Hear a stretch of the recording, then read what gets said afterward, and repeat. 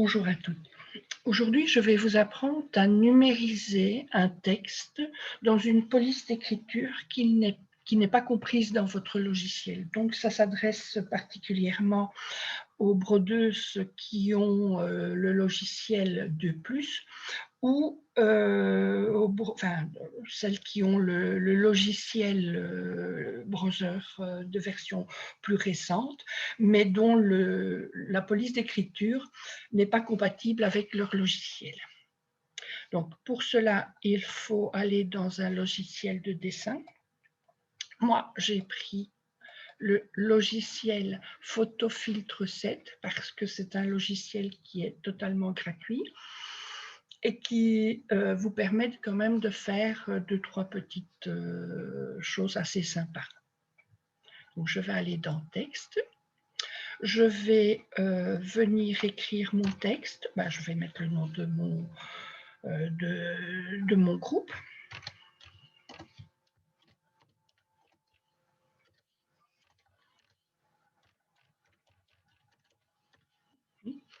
Je peux choisir la police d'écriture. Voilà.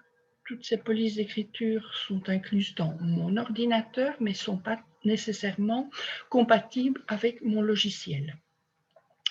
Je peux choisir donc la taille. Je peux choisir la couleur, ça n'a pas d'importance ici. Je peux choisir les lettres en plus gras ou en... Voilà, vous voyez la différence. Et donc, je vais noter OK. Voilà, mon texte, je peux changer la dimension. Pour ce faire, je vais aller dans Calque. Je vais convertir le texte en calque image et je vais changer la dimension de mon calque. Donc, vous voyez apparaître des petits carrés ici tout le long. Je vais pouvoir changer la hauteur de mon texte et la largeur comme je le veux. J'ai pris j'ai pris une dimension de mon cadre ici d'une feuille A4. Je vais valider la dimension, donc je clique droit sur ma souris et je valide mon texte. Maintenant, je vais venir l'enregistrer sous. Je pense à bien changer le type de format de mon fichier. Je vais le mettre en JPEG et je vais mettre le nom de mon fichier. Voilà, enregistrer. Bon, je l'avais déjà fait, donc voulez-vous le remplacer? Oui, je vais le remplacer. Alors, il me dit que le format d'image ne génère pas les calques parce que je n'ai pas fusionné mes deux calques. Voulez-vous continuer? Oui. Et il me dit qu'il va compresser donc mes deux calques, il va le réduire en un seul calque en format standard. OK. Je retourne dans mon logiciel de broderie. Je vais chercher mon fichier, donc je vais dans Images, Ouvrir, Fichier, et là je vais chercher le fichier dont j'ai intitulé précédemment.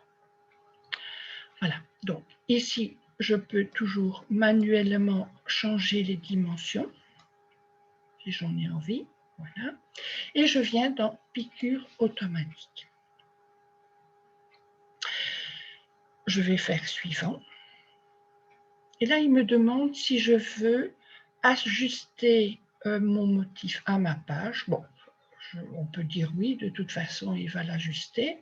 Et il me demande si je veux faire un réglage du motif, c'est-à-dire que là, il me demande si le cadre est bon. Donc ici, je suis en 30-20, donc je vais laisser tel quel.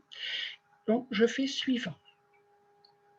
Là, il me donne une série de couleurs. Bon, il y a des parasites, comme pour toute piqûre automatique. Je vais supprimer tout ce qui est blanc.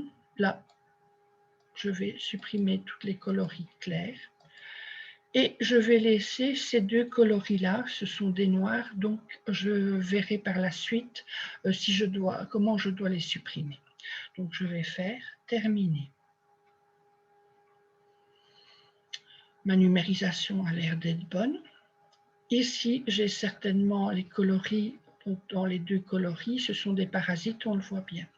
Par contre, là, j'ai mon motif qui est encadré avec un cadre turquoise. Pourquoi? Parce qu'il a regroupé toutes mes lettres. Donc, je vais séparer. Donc, j'ai cliqué droit sur ma souris. Je vais séparer toutes mes lettres. Donc, maintenant, si je veux prendre le M, si je veux prendre le D, tout est séparé.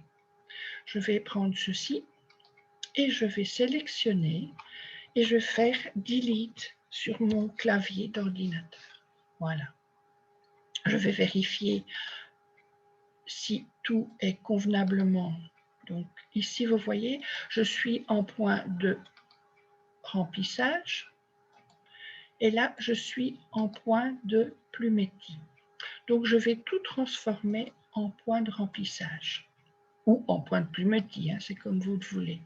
Donc je vérifie toutes les lettres.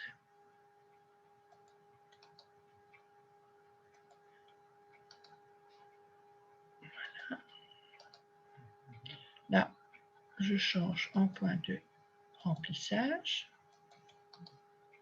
OK.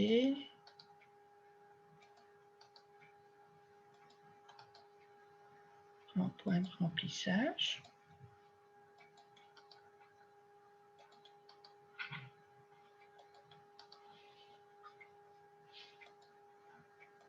Celui-ci, normalement, je l'avais fait. OK. Tout est en point de remplissage. Donc maintenant, je peux changer les caractéristiques de broderie sans problème. Bien sûr, mettre une réduction d'étirement. Là, je vais travailler en ligne manuelle pour avoir une direction de chacune de mes lettres. Donc, elle est en direction avec un degré 0.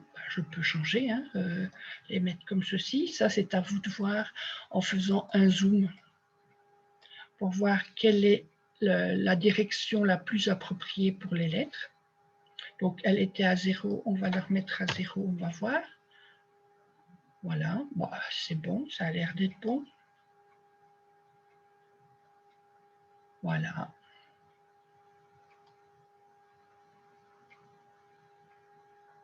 Tout a l'air d'être bon. Ici, j'ai une petite crolle. On va voir si on sait la changer. Bon, elle ne me plaît pas. Cette petite boucle ne me plaît pas, donc je vais l'effacer. Là, refait. Et voilà, le texte est bien numérisé dans la police d'écriture de votre choix. J'espère que vous avez bien compris et que c'était intéressant pour vous. Je vous souhaite une bonne journée.